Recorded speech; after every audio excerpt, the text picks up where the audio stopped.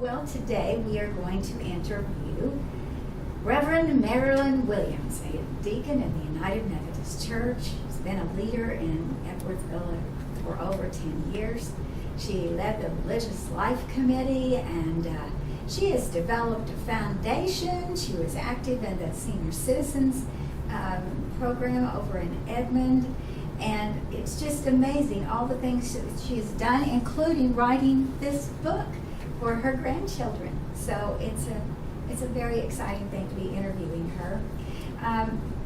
I want to talk a little bit about Marilyn through a poem, and then to say the uniqueness about this interview today. This was a tribute to Marilyn when she was working with senior citizens over in Edmond. Our girl Friday, it's Marilyn I mean, our center coordinator. To some she's a queen. She can preach a sermon, say a fine prayer, and if you're in trouble, let her know, she'll be there. If you want to get married, bring a ring and a girl, and she will tie the knot tight and turn you out into the world. She will write a letter for you, put it down just right, make copies for you, and it won't take all night. Well, there's more, but that's kind of clever in and of itself. The other day I was talking to somebody and we were mentioning how these interviews with pets are going, and people who have pets, and we've been delighted to be able to review some of those. But someone said, well, if you don't have a real pet, but you have stuffed animals, can they count? And it seemed like a good challenge to see whether or not they really do count. So today we have all of these animals. These are just some of Marilyn's very special pals. And I couldn't help but remember that it was Teddy Roosevelt who was able to help us catch on to teddy bears. You probably remember the story where he killed a bear, or he was asked to kill a bear. One of his teammates had put this bear up to a tree and tied it up and said, "Now, President, you can just shoot the bear." And he declined to do that. The press got hold of that, and the result was that people started making teddy bears. And it became quite a thing until even when the Murrah building was bombed, we were giving teddy bears. We still do it with little children in the hospitals, and a lot of us at Epworthville really like our cuddly pals.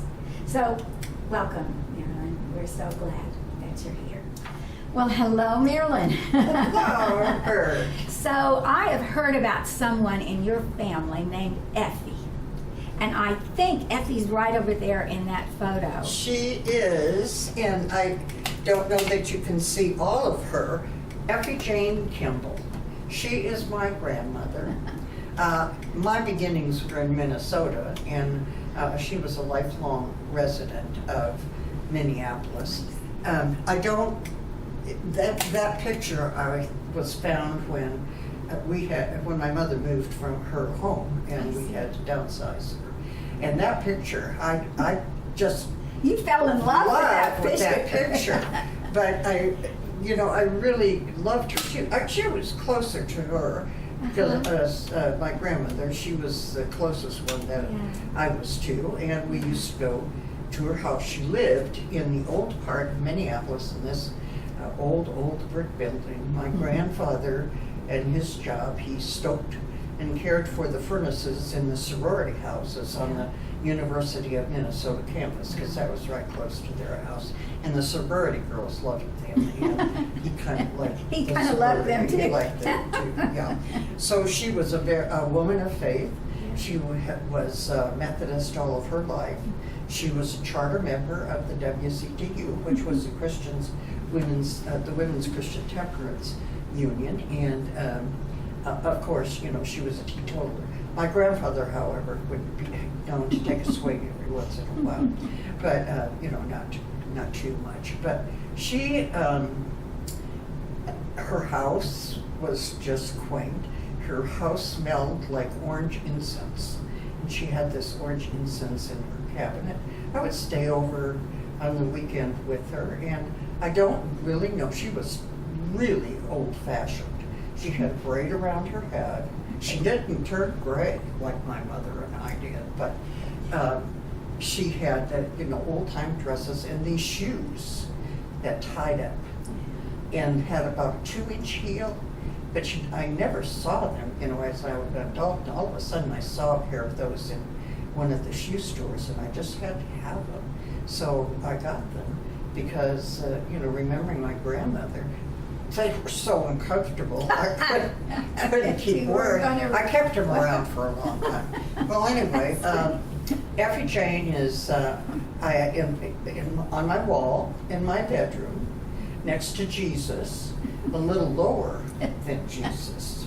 And then, of course, I do have this picture with, that's Micah 6:8, do justly, love mercy, walk humbly. That kind of speaks to my philosophy, and that's on the wall, even a little lower than Effie Jane. Ah, okay. And then I have, which I think will be on TV, but I have a picture conglomerate, I guess you would call it, and it's shaped in a heart that I got for Christmas from my family. My daughter-in-law's very creative that way.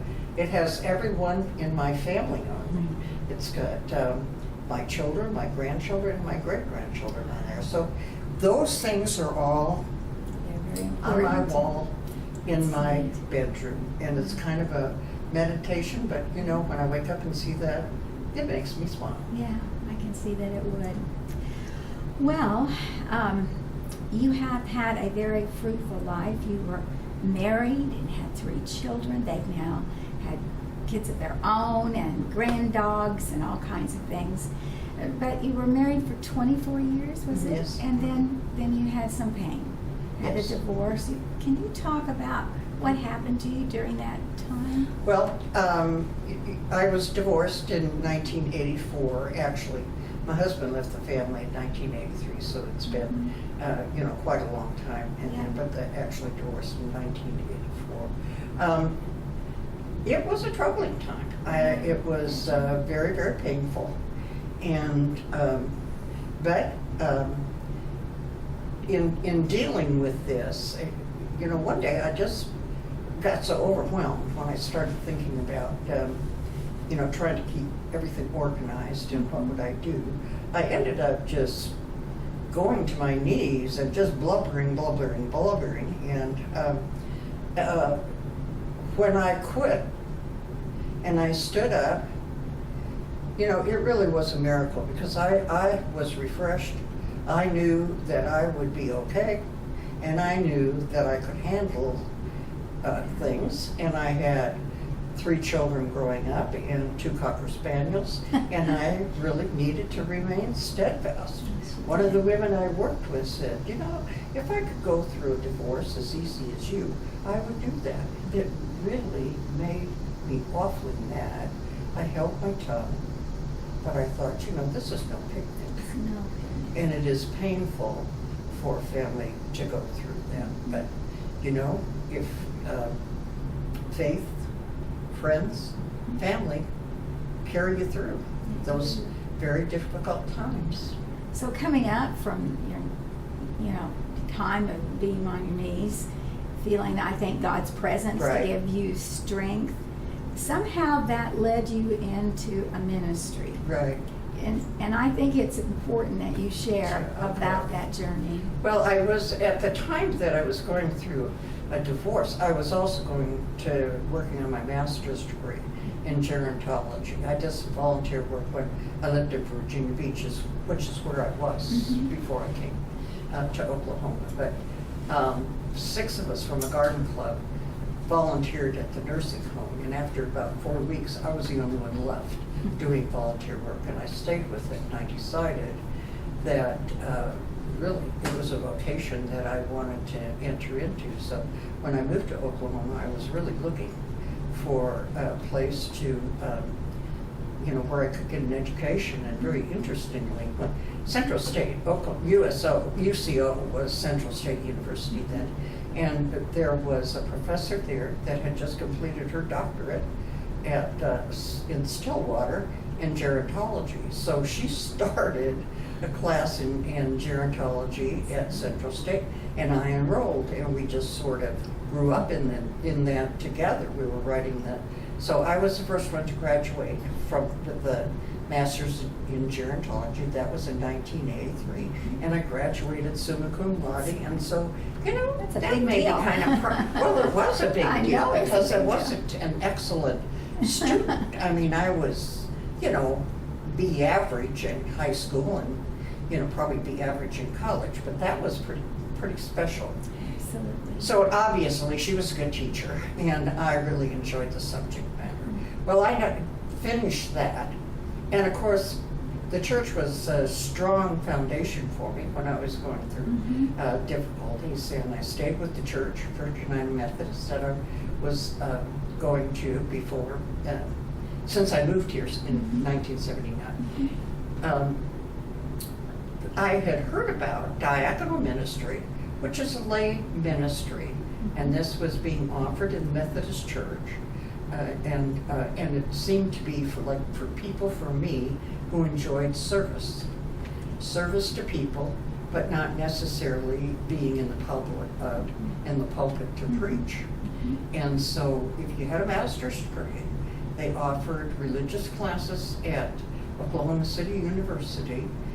I think we had to take about 24 hours of religious classes. It was just, a wonderful experience. And I learned a lot. And then in 1987, I was consecrated a diaconal minister. And my job was working in gerontology with older adult students. And I worked first at Oklahoma Christian Home, which it isn't anymore, and then the Edmond Senior Citizen Center.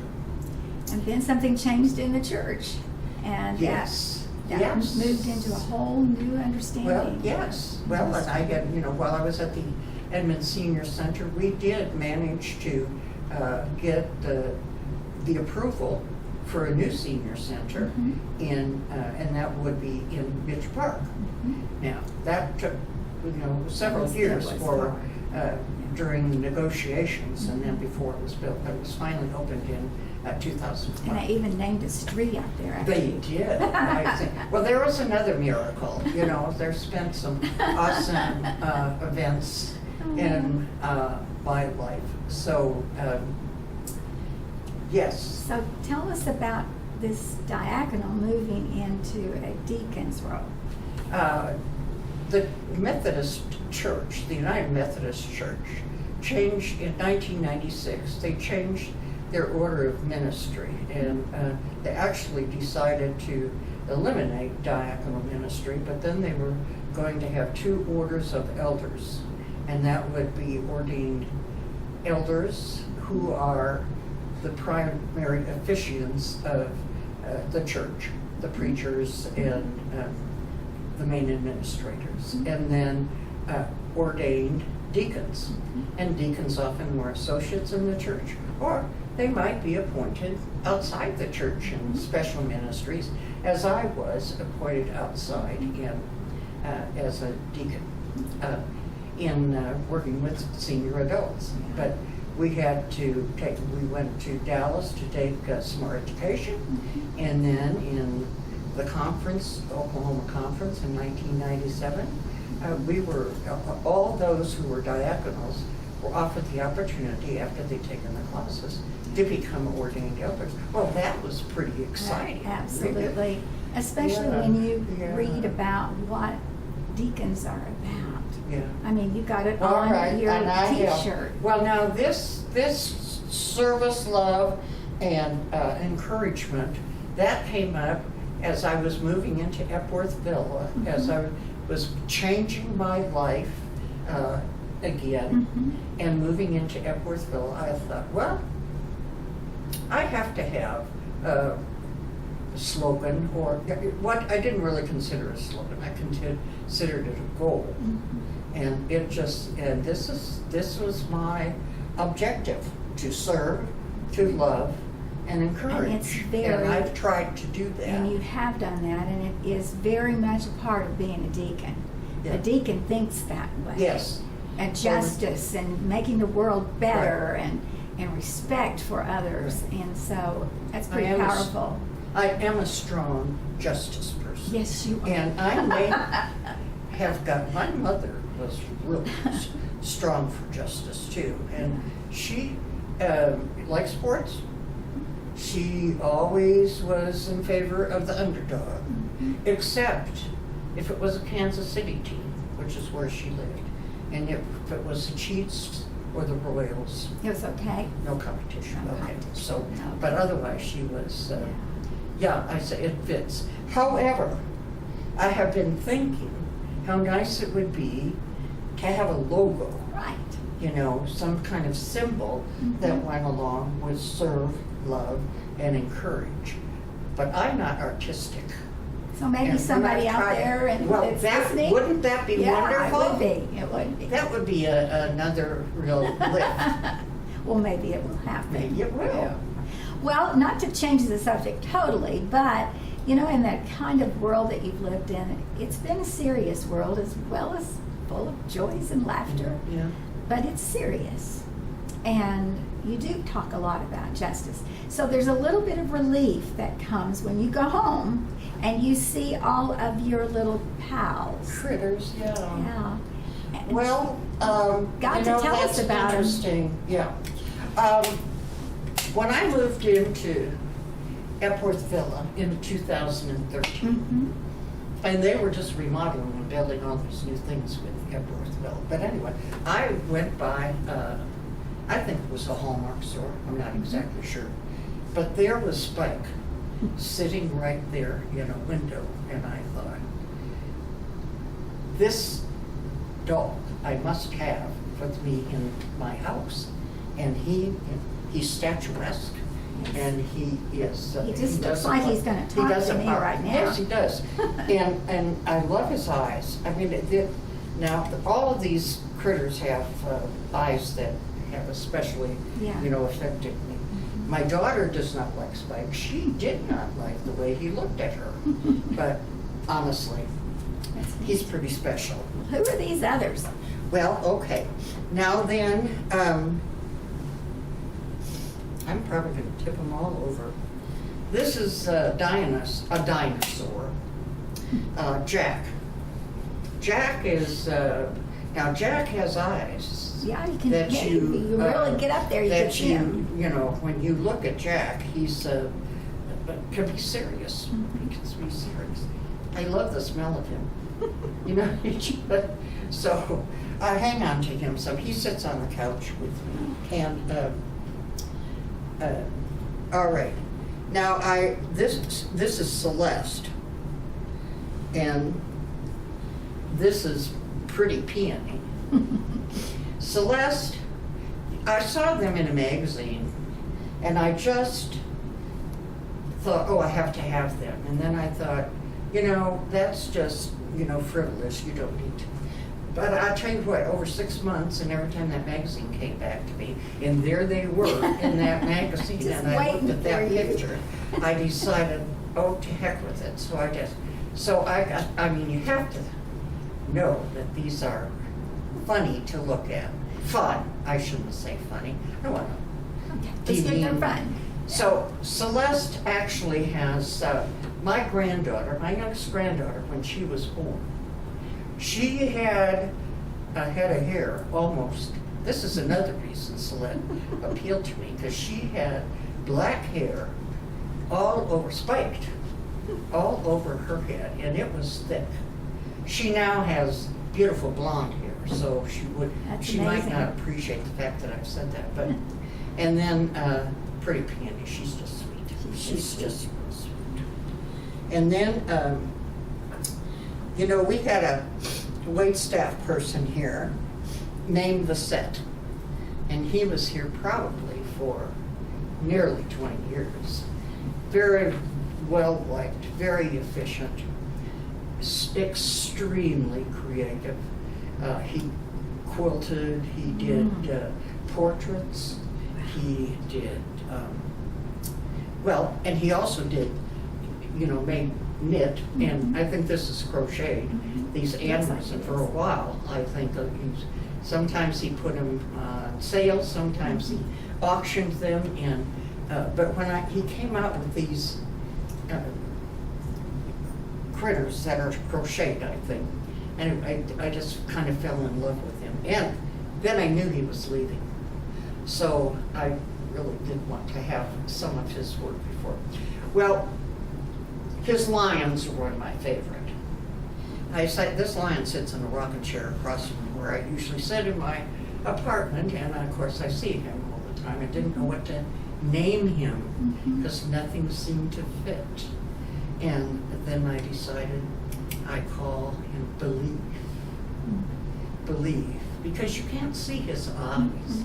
I don't know whether you know him, but you can't see his eyes. But when I look at him, so, and you can't see those things in which you have faith and believe in all the time either. So I thought, he just makes me, I say that to myself when I see him. So and I'm glad to have something that was that, because he has a round little belly, and so do I. So we have something in common here as well. Okay. Now the last thing I do have, now see, normally you would grab a cat by their foot. This is Lucy.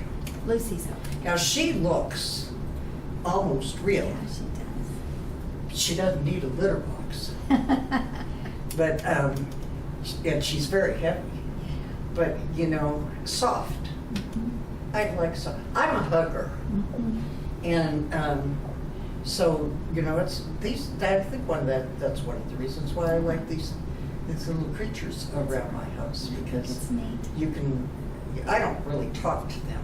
I tell them how lovely they are and how nice they are. So you do talk to them. Well, a little bit. It's not like I think they're real or anything like that, but it's, in that sense. So this is kind of, the things that I have hanging around my house. Nice. And of course, I know I didn't bring Isaiah or Nathan or Joel or Kit or Chi-Chi or Ted or Buddy, but maybe next time.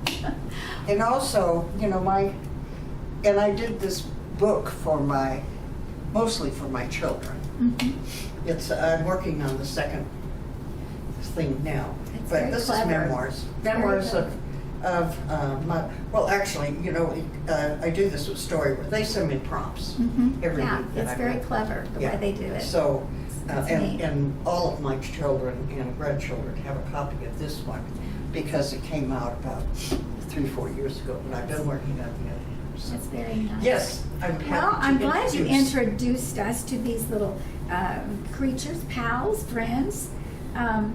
There's one other thing before we have our closing that I want you to share, because I think it's so funny. It happened with your grand dog. You know that yes. funny thing that happened? Yes. She's a Bichon, and they got her probably 6 years ago now. But and when they got her, my son Brad and his wife Amy, when they got her, they told her, she kind of had a different disposition, and but that's all right. My daughter-in-law fell in love with her, so she brought her home. So, but when I would go over there, and I think when everybody went over, she barked and barked and barked, and then you would talk to her, you would pet her, and you think that was fine, and then you turn around, and she would jump up on your back. Well, I was taking care of my grandchildren one day, and the same thing happened. Talked to her, pet her, turned around, she jumped up and hit me on the butt. And so she didn't hurt me, but I thought, she was I couldn't her understand, and I warned them about her doing that. I thought, this is not, because I wasn't the only one she did that to, but eventually I learned that she barks at you like that until you do give her attention. And once you've given her adequate attention, if it's not enough, when you stop petting her, she will bark again. She will let you know. When she's had it, if it's okay, then she'll move on. And they have a St. Bernard now as well. Amazing family. And they two, and the two of them get along Yeah. Well, wonderfully. it sounds like they're wonderful grand dogs. They are, you know, I have, you know, some other, I've had other, well, I've had Cocker Spaniels, I mean, almost all Yeah. my adult life until, you know, I moved here. Well, animals are special for us. Yes. It's time to close the interview, but I want you to have the opportunity to say whatever it is that is important to you to say in this situation here at Epworth Villa.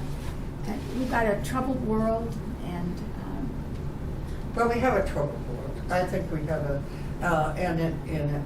I'm concerned. I'm very concerned about the country that my grandchildren are going to grow up in, because so many people seem to be ignoring the needs that need to be addressed as far as the climate, the weather that we're having.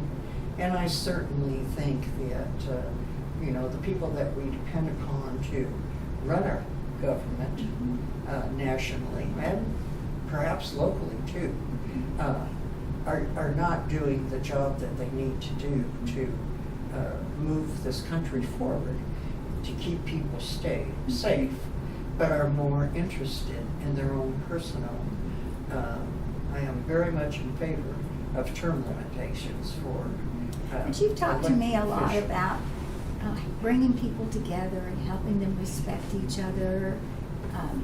I do think that people should, sitting at the dining room table, not just once, but recently it did happen again, that people say, you know, somebody brought up something, so, well, we shouldn't talk about that. Those are not things that we should talk about. And I said, we should be able to talk about these things. I mean, frankly, I want to understand why if you have an idea that's in total opposition to mine, I would really like to know, or in opposition to what I think is truth. Yeah, so you're I'm open to hearing very a different, strong about, very you know, different being view. honest and being truthful. So if I think it's not truth and a person is being hijacked, so to speak, tell me why. Tell me why you have that opinion. Well, So I don't know that, you know, it just seems like we are so polarized that I'm not sure. maybe what you're wearing on your shirt can really help Serve, all of us. love. Serve, And love, and I encourage. think the church needs to, you know, I know, we pray hard that things will change, Mhm. but God gives us the tools, the strength, and hopefully the courage, but we have to be the changers. Well, I Be guess it we'll all try to us do that. To be the Yeah, changers. we'll So, try to do that. Thanks, Marilyn, for all You're of your welcome. wonderful Thank you. life and the things that you do. It's been a blessing. Thank you. Well, we're very grateful to Marilyn for sharing with us all of these insights and all of these little pals of hers. And we're so grateful, Marilyn, that you shared openly and willingly. And maybe together we really will make this world a better place.